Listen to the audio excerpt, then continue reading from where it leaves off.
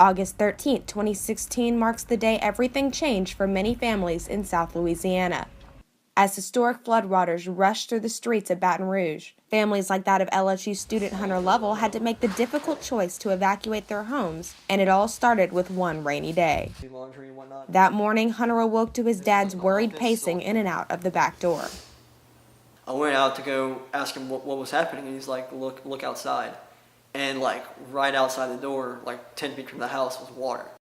I woke up, I was like this is real, like this is happening right now. In order to block the water, the two traveled through the rain to the nearest fire station to fill bags of sand. You know, everybody had this worried look on their face, you know. They're all there for the same reason, getting sandbags. They were all afraid that they were going to flood. 40 sandbags later, and the two were racing back to the house to place the bags in the backyard. Just then, Hunter got a call from his neighborhood friend telling him to come quickly. And like I saw for myself, like the water was coming in through the front of the neighborhood and flooding those homes and coming like towards our street. I mean, it was like eerily quiet, like nobody was there. As soon as I opened up the door, my mom like screamed. She's like, "Hunter!" And I'm like, "What?" She's like, "Pack your bags, we gotta go now." I packed, I threw all my clothes into this one bag, and I was thinking like, hey, this is like the last time I'm gonna see this house as it is.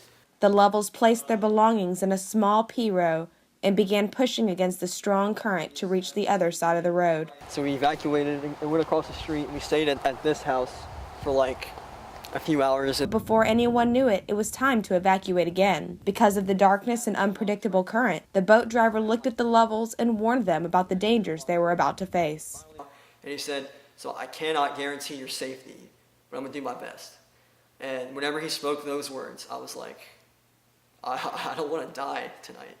Motor issues caused them to run into a couple mailboxes and a lamppost before finally getting the motor to run, and the boat took them to safety. A couple days later, Hunter and Mr. Lovell decided to take a boat back to their home to see what was left behind.